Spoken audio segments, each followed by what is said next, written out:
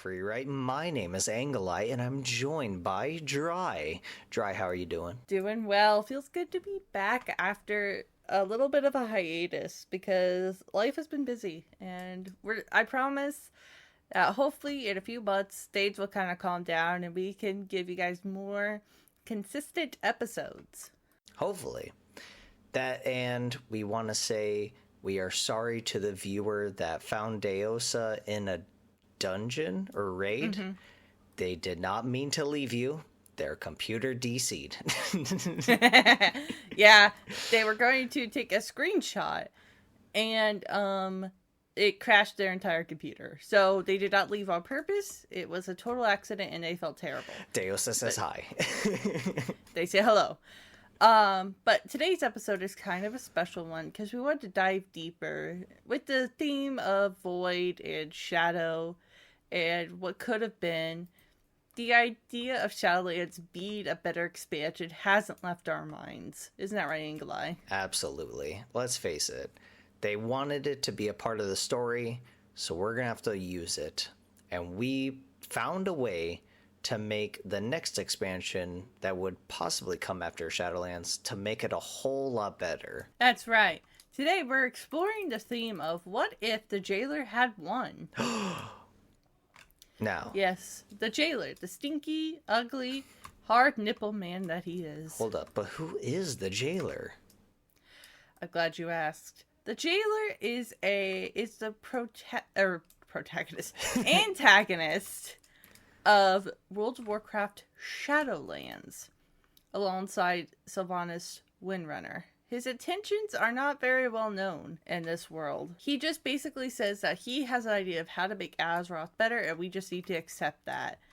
And we never really get to know what his true intentions are because I think that while in the writing room, Blizzard forgot to give him a motivation for everything. Yeah. Was his brother killed in a horrific accident? Did he just stub his toe and threaten all of mankind? Nobody knows. Blizzard failed to mention it. The only thing that we do know is he said he wanted to recreate the universe in his own image. He wasn't a fan of the first ones, which the first ones are just people that are God, question mark. It's higher than Titans. The jailer is just a marionette machine created by the first ones to organize souls that when they die, he sent them off to their plane of existence for the rest of their entire lives, thus being called an Archon. Now, he kind of went against his primal coding, and they threw him in their version of hell, so he was seen as Mr. Satan, evil. Ooh, spooky. Ooh, spooky. So then he finds a way to break free from his chains using Sylvanas, and he whispers into everybody's ears across the cosmic universe and rewrites basically every lore point in the entire book, and then some, which is why I hate the jailer, because it just ruins everything that's been established in the game, plus the RTS, plus the RPG, plus the TCG, plus all the other forms of media that everything is connected to with World of Warcraft, because it was never Sargeras or even the Void Lords, it was just the jailer, Zoval. Mr. Zoval himself. His motivation's not clear. His reasoning, even less clear. But today, we have to explore the reasoning of why he would want to rewrite history just why? Why does he want to do this? What are his motivations? So we're going to explore that today, and then kind of take a look into alternate Azeroth, where he won. Absolutely. So, what did the jailer want? The most notable line was recreating the universe in his own image, whatever that means. He didn't like his job as He didn't like the being Archon. in the maw. Yeah, And he didn't. But he was unceremoniously removed from his job as Archon, when they all kicked him out. So, did he hold some bitterness? Yes, he did. But so he he took that out and he decided to take control. So he took advantage of a poor, defenseless woman known as Sylvanas, who had recently jumped off of Ice Crown in I should say in the retcon of World of Warcraft. I think that still happened, didn't it? Yeah, but originally she was met with Helia, but in the retcon, it is the jailer. Yes, which also upsets me. Right. All these retcons upset me. Anyway, go on. The retcons, I know. So the jailer approached her. I'm kind of going over like what happened in case somebody skipped Shadowlands, in which case, what's it like to have a healthy brain? I'm so jealous. I'm so jealous. What's your sanity like? What's your sanity level? Where is that? We also have been playing a lot of Phasmophobia, in case anybody was curious. Great game. I got Anglai a couple times. So good. But, so his motivations are to rewrite Azeroth in his perfect ideal world, right? Mm-hmm. So, in his perfect ideal world, what does that look like for a masochist who gaslights everybody? I don't know. Yeah, you're right. We're not masochists. And he also said that he was, at the very end, when you're done killing him, he says, I just wanted to protect you from... And then that's it. It was the whole next time on Dragon Ball Z. Pay for your next subscription. Get ready for your DLC content, EA Sports. It's in the game. I think we're trying to say is, again, we will complain about the jailer a lot, but I feel like he can be a good villain because he wants a world in his own image, and what that looks like, let me tell you. I'm thinking that in his world, there's only one singular, in his eyes, perfect race group of people. Yeah. And because he's like, the weak will not live, and he's a evil guy, so he's like, yeah, who needs humans? Who needs dwarves? Who needs trolls? Who needs titans? Who needs old gods? Who needs light? Who needs void? So he just has one race, one magic system, and it just keeps it nice, clean, and organized. But in reality, he just turned himself into basically Hitler and a mix of Thanos from the MCU. Mm-hmm.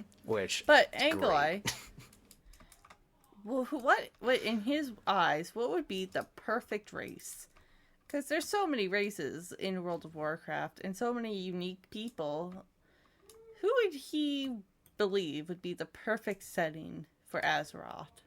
In the original lore, the perfect, most notable race was the Draenei, which back then they were just called the Eridar. So the Eridar. And the reason why I say that was because they were labeled as the most scientifically advanced and most well-known race in the universe, in so much that Sargeras himself went to Argus and made a deal with the Eridar to give them demon blood. And then Prophet Velen took his half of the Eridar and turned them into Draenei as we know them, but that doesn't happen. There is no Sargeras, there is no Pantheon. So the perfect race is just the Eridar. And then the perfect magic, we decided, is just death magic. Because he was stuck in the maw for so long, he's probably so used to it, he likes it. He's just like, this is not bad, it's nice. He thinks that everything that has to do with death and order is perfect. But forgetting that, life is Prophet Velen has it right. without light, there is no void, and vice versa. So, but that would be a problem, because if he got rid of a lot of things, and he would wipe out everything except Draenei, then none of us would exist. Mm-hmm. So let's go to the final fight of Shadowlands, and let's kind of talk about, because we beat his butt. I did the final raid with Angelai, and we won. Painful at first, but once you get used to it, it's good. It's not a bad fight. It's a little annoying because he has a lot of things that if you ignore, are very annoying. Like when you when he gets distracted and he goes to start the process, Azeroth, he starts sucking the energy out of Azeroth. And that's annoying because you have to watch Azeroth's bar, and if you don't hurry, then it gets, then you lose. And it's fast process, so you have to be fast to get it done. It's so annoying. So, where do we start this all?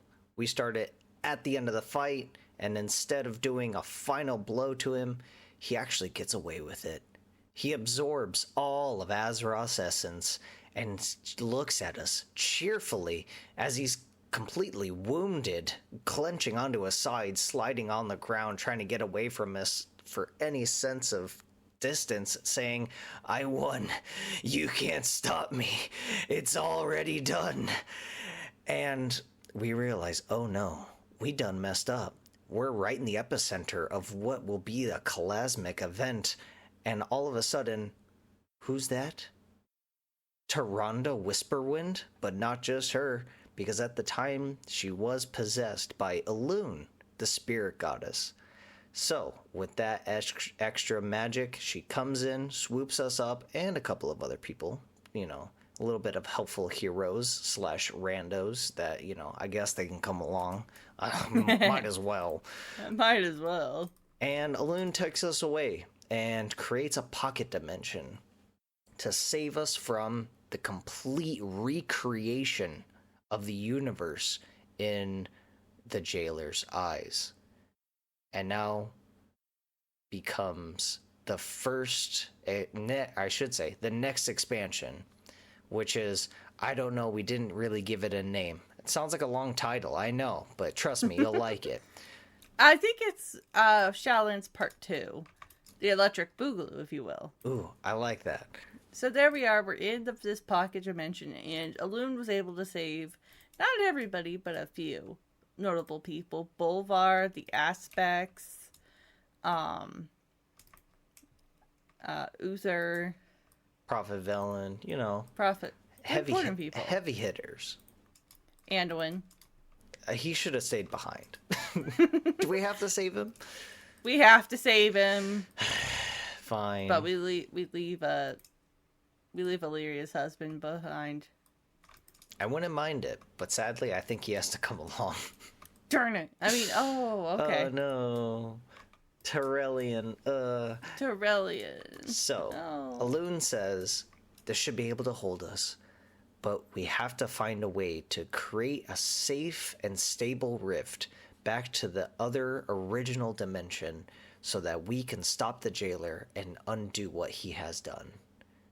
So, the first couple of quests has to deal with us taking inventory and finding a way to create a stable rift between the two dimensions. What that is, I have no idea. Do you have any ideas, Dry? To create a stable, we'll need some magic. So we'll need to get probably the most hard-hitting magic users, who would be probably Khadgar, Jaina, and maybe the Aspects, because while they don't have all their powers, they still have some. I like it. And that's when Tyrande kind of gives up her magical powers from Elune and uses them to create a portal for everybody to safely get back to Azeroth. But it's not the Azeroth we know. It's a completely different Azeroth. Because in the creation of this new universe, the jailer, Zoval, has gotten rid of every heavy hitter that could possibly stop his plans. So, there is no Pantheon, there is no old gods, there are no Naru, there's nothing to stop him from conquesting across the universe. He starts in Argus, getting a bunch of... I feel like I keep saying their name wrong, but it's the Draenei. The Draenei, he starts a complete army out of them, going across the universe and making a stronghold right on Azeroth herself. Now keep in mind that there is no old gods, no elemental lords, no reason for the Titans to be alive and over there, so there is no Well of Eternity. There is no shattering of the continent. So the continent, instead of being all split up into Kalimdor, Eastern Kingdoms, Northrend, all that other stuff, they're actually all back together onto one Pangea continent, and we have to go in and snoop around and see what is going on. But, as we step through the portal, we realize our powers are pooped. What? None of the powers are working, unfortunately, because without the elemental gods, without the Emerald Dream, none of them are working right now. The only ones who are technically working would be hunters, warriors, and rogues. And even then, they feel lethargic. They feel lethargic. Because I'm sure Silval thought about that and expected us to come. And did a 1-2 buckaroo and put a magical anti-magic shield around his perfect Azeroth. Ah, yes. Now, what is going on? We can't go after the jailer being all drained of any form of magical essence. So, we do talk with Elune, and we figure out what to do. We kind of make a group plan. We're going to have to go around and get a couple of vials of magical energy from her so that we can use our powers for just a little bit. But we have to figure out how to reforge our magical energies from once they've came. Many Englishes I can speak, yes. So it's kind of hard because some classes are going to be more prepared than others. Or classes, not races. A couple of our classes are going to be a little more prepared than others. For instance, obviously, warriors are going to have an easier time dealing with it than, unfortunately, paladins, where they get their source is from Naru. So this is the plan. You ready for this? Stan, yeah. We break in. We get to this first major city. Kind of like Satrath, because remember, this is all Eridar technology. And we go in, completely destroy this complete city, and we enjoy doing it, giggling and laughing along as we do so, feeling like we're actually achieving something, which we actually are. This will be our new stronghold foundation straight on Azeroth, where we can go back to and regroup. Inside, we find a room with a bunch of shattered Naru of different kinds across the universe that the jailer had them go out and completely destroy and brought back just to create a shiny wind chime room. There, we forge our own Narus. We just need at least 2 of them, because remember, one must be light and the other must be void, so that there must be a balance within just a tiny bit of the universe that we have left onside this planet. Next, the warlocks set up probably a fountain of fell energy so that all warlocks can start using fell magic in that territory. Next, now that the priests and the priests and paladins can use the power of the Naru, we have to worry about the shamans. But what do we do about shamans? The elemental lords, they're gone, aren't they? No, we figure out that they're locked within a dungeon. You must go in this dungeon and free the elemental lords. And it's the one time Ragnaros actually says hi, thank you. Now, we don't want to, handicap the shamans of the world, because that's just not fair. Absolutely not. So we will give. So you get from a loon. You get temporary elemental powers from the moon to kind of control your. Because obviously water from the moon would work. Heck yeah. But you're not going to be as powerful until you complete the dungeon. And don't worry guys, we'd only have you do it on one character to unlock all of this. Oh no, I'm not going to make you do it on all characters. That'd be insane. That'd be insane. And for the druids of the world, by fellow druids, we are going to have to create our own Emerald Dream. How are we going to do that? Well, we have help from Malfurion himself to help us out. And he gives us, we have to go in, and with the help of the loot and everything in party, we figure out how to create pocket dimensions and kind of pull in the Emerald Dream. Does it make a whole lot of sense? No, but this is trying harder than Blizzard did with this expansion, so. We're winning. Plus, you get to plop down a bunch of moon wells. And maybe defend him from the jailer's control. Because again, we're still dealing with the jailer at this point. He's still around, being a very cocky bitch right now. But little do we know, he's actually wounded up in his tower. But he doesn't want to let people know that. He wants to tell his people that he's alive and healthy. Next, the one and only Death Knights. What do we do about Death Knights? How do they get their power? Would they already be powerful because of death magic? But the jailer's death magic is a little bit different, isn't it? Well, I guess we need a Lich King 2.0. Now, who would that be? Dry? Unfortunately, in this universe, Arthas doesn't exist. He's because of a certain Banshee Queen who decided, oh, I don't actually want to deal with Arthas in this universe. And in her perfect world, he doesn't exist. So unfortunately, we're going to have to ask Boulevard to put the crown on once again to give Death Knights a chance to get their powers back. Having Bolfar go into the city, place the crown on his head, and freeze himself in his own little tiny frozen throne, we every now and then have to go by and give tithing to make sure that his sanity stays, pretty steady. We don't want him going nuts and releasing a bunch of scourge across the world. So, with all these people set up, along with Loas and the elemental lords and all this other stuff, we give tithings in the new city so that we are able to use our magical powers on this new planet, which is actually just Azeroth, but in the past, but it's controlled under the jailer. And there's Eridar everywhere, but also, except for a tiny pocket of Forsaken. Sylvanas and her deal was able to save some Forsaken, but they're not really the Forsaken from the actual original timeline. They're just recreations that the jailer was able to get from Sylvanas' mind and recreated healthy looking Forsaken that aren't decaying and falling apart, but look happy and in order and immortal, because that's all she wanted, was just for her people to be happy and non-life threatening. That's right.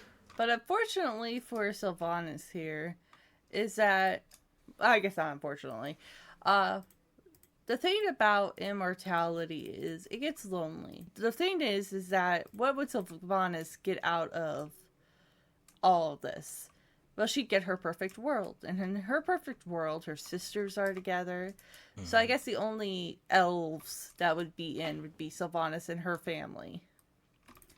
And a very special callback to a guy who most people have forgotten because he got his head cut off. But in her perfect world, Nathaniel's Blightcaller would be by her side. And he would be quite a stallion. That's right. In her perfect world, he'd still be ugly. And described in the book, Sylvanas, he was the ugliest man she had ever met. But for some reason, there was just something about that farmer charm that got her. And I'm not calling him ugly because he was a farmer. I'm calling him ugly because that's what Sylvanas called him. So true. But in this universe, the jailer's like, I'll make him even better. It made him a stud. And she's like, oh. I Change find it back. him even uglier. Change it back. Change it back. And she's like, no, I thought this is what you wanted. No, he's hideous. Isn't and not this in a what good you way. find hot? She was like, okay, well, we're just going to ignore this for now. And leaves it be. And Sylvanas is growing more miserable? Why is that, Inglai? Because it's just not what she expected. And the people around her, they are happy, at least some of them, but there's others that don't want immortality, because with immortality is pure and utter boredom. But remember, her family's there. Her brother that died, is alive and well. But is he? Her brother died pretty early on, when Sylvanas was Ranger General, in a troll attack. And unfortunately, she was unable to save him. So in her mind, this is her chance to finally save her brother, to do what's right. And she succeeds, but at a great cost. He is miserable. He feels wrong. Like he's not meant to be here, which he's technically not. Yeah, he's out of place. And we decided to make him a canon event. He dies. But That's right. he can't die. He's immortal. So Sylvanas goes back to the jailer and says, hey, my brother kind of died. Can you bring him back? And he's like, yeah, sure. And then he dies again. And she goes back to the jailer saying, like, hey, he died again. He'd be like, all right. And then he dies again. So she just has him locked up and trying to figure out, going insane, trying to figure out, how do I save my brother so that he doesn't die, but he keeps doing stupid stuff.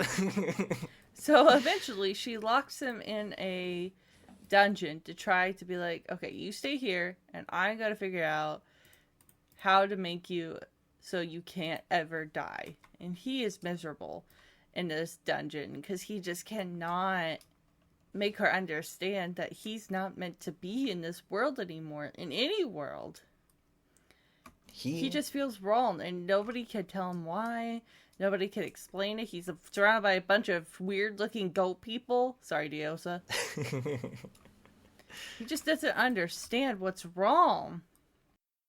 So now it's the next part of the expansion where we go in and not kill Sylvanas. We actually help her.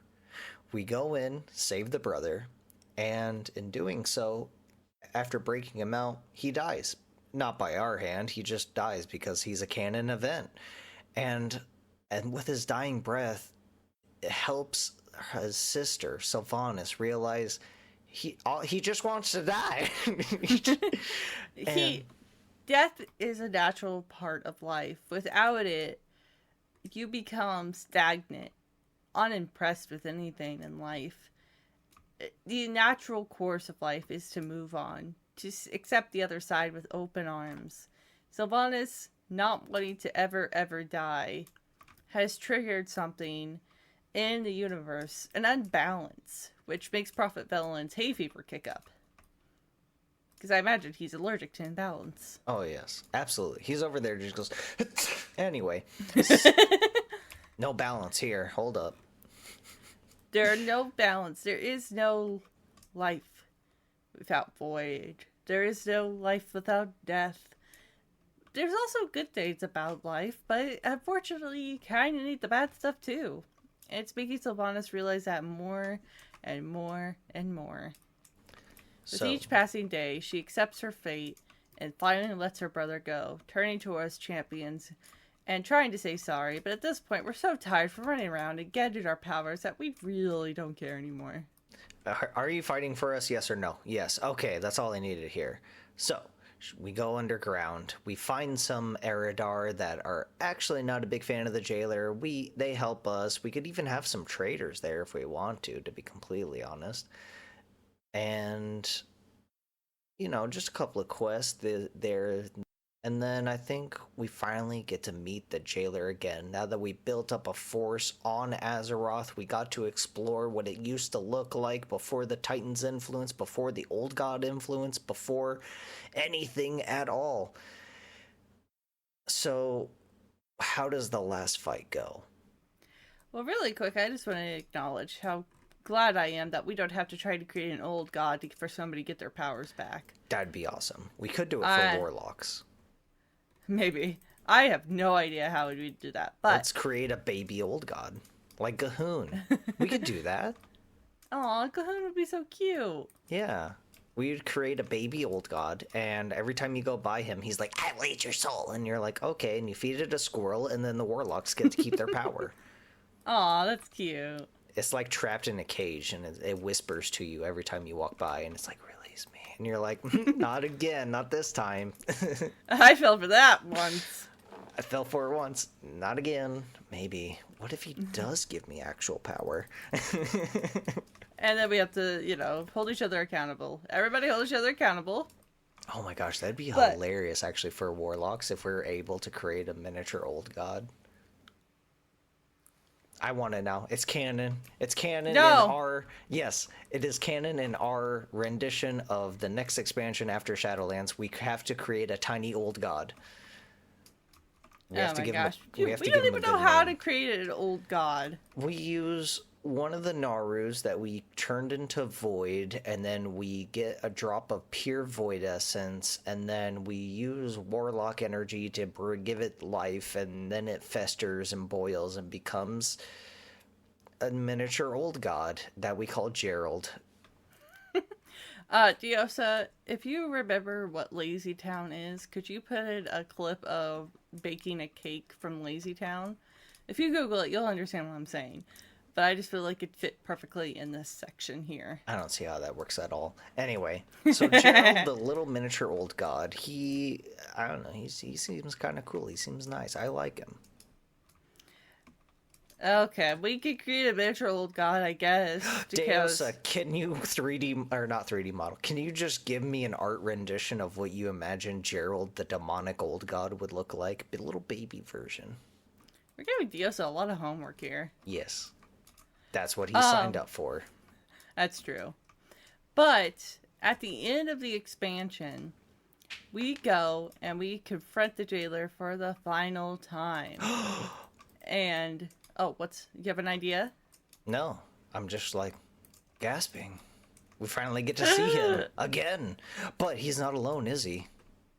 No. In the corner, surrounded by his army, is a manifestation of Azeroth, hurt, weak, and unable to move. As he stands, but he's hurt. So he's in a chair, but he is badly injured and cannot for the life of him stand up. So he sends his army, and we have to take out his army and disconnect basically Azeroth from him and get what's giving him power. And you're like, well, why doesn't he just, erase you from existence? That's a great question. And the reasoning is because we win this time. I'm not answering your question. Next question. No, the reasoning is that basically he used a lot of his power to create the universe in the first place. Yeah. So he wouldn't have the power to just simply erase us again. I would require the power that he does not have. But the final battle goes out. We finally end the jailer once and for all. But unfortunately, things are still not looking great. Azeroth is almost dead. Our universe is still incomplete. What do we do, Angelai? We let Gerald go, and he rampages across the universe. I'm kidding. Sorry. I think we just use what little power left that Azeroth has to connect to Zereth Mortis and reforge recreation all over again, undoing what the jailer did. I like that. And then finally, we say goodbye to alternate us and the alternate Draenei. And some Draenei are like, this universe wasn't too bad. We're like, well, The Draenei. I like the technology. It looks very nice. Very slick. they actually get things done in this universe. That's right, they complete things. Their ship, for example. Oh my god. That'd be so bad if we come back and some Draenei are like, can I go back? That would be bad. And we're like, no. You liked And being so- abused by the jailer? No, the technology. They're just impressed by technology, okay? But everybody, we eventually win. Everything goes back to normal. Oh my gosh. I completely What? forgot. Hold on. Rewind. I want to talk about the idea for getting mages back their power system, because it's kind of cool. So we were thinking that in just another dungeon or raid, you have to go in and help free a titan that was either a part of the Pantheon or just a random titan found in the universe that the jailer jailed up and was torturing to try and get information out of them. So you free this titan and he gives you order magic. So then mages will be able to use mana. Thank you for my TED Talk. You can go ahead and, do what Beautiful. you're doing. But we finally successfully survived the terrible universe that the jailer had laid out. And we accept that, you know what? Life isn't so bad on this planet. But there's a problem, Angelai. You're right.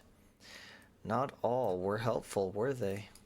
Not all were helpful. In fact, some were very unhelpful. I'm not talking about Bane sitting down. The aspects could have been better in helping us.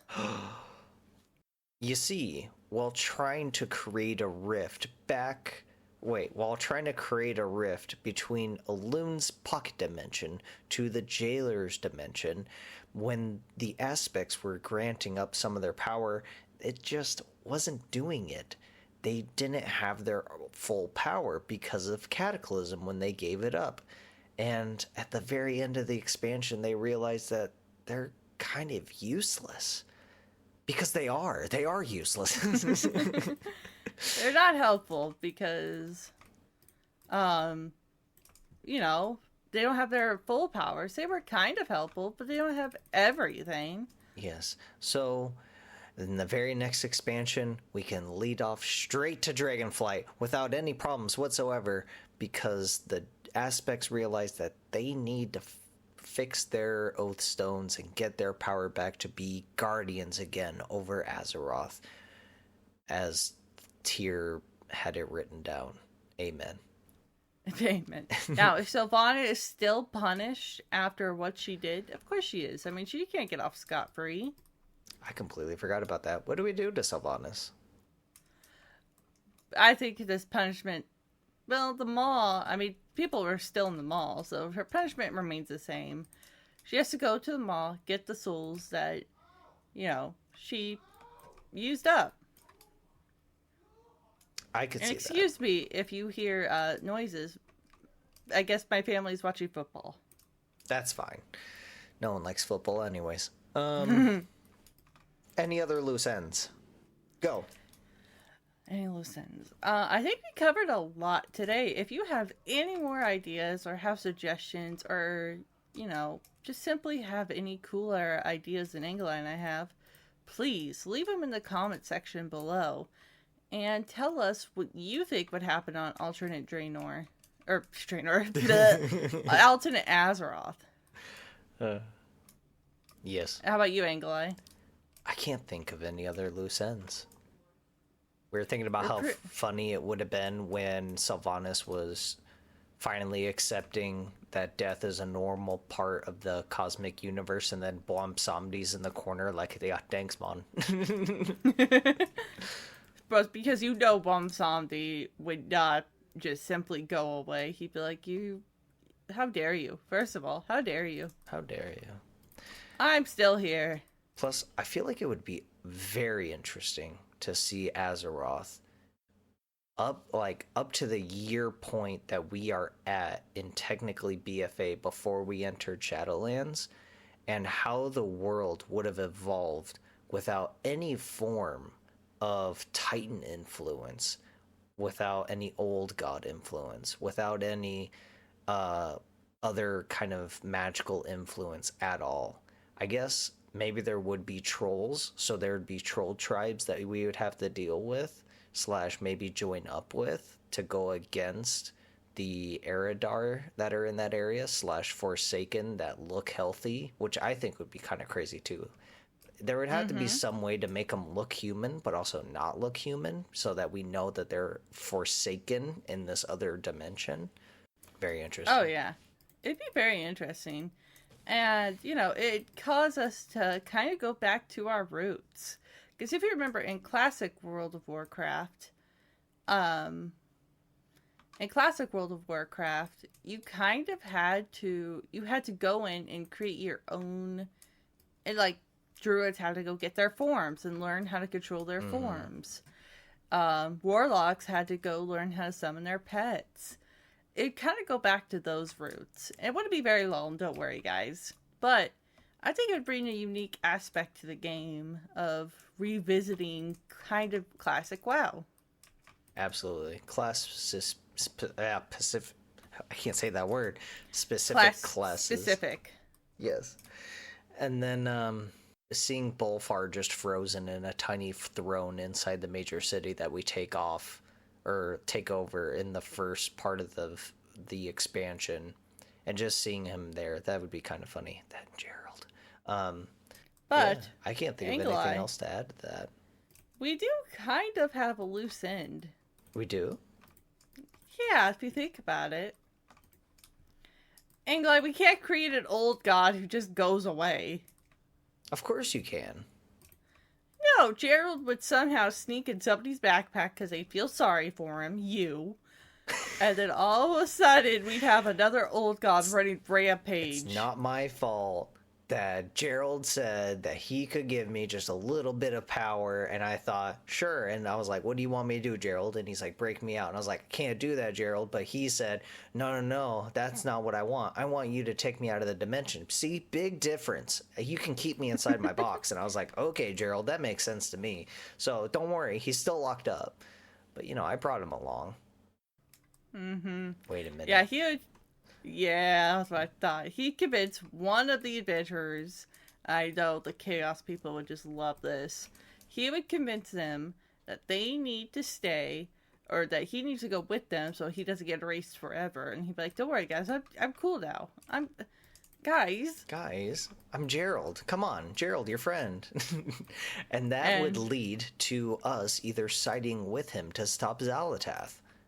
I don't think his name will be Gerald, though, but we can, if you guys have any names for baby old gods, give us a recommendation. What, you want his name to be, normal? Like... None of the old gods are named that, by the way. What? Oh, I have just the name. What about Haktua? And thank you guys so much for watching Warcraft Rewrite.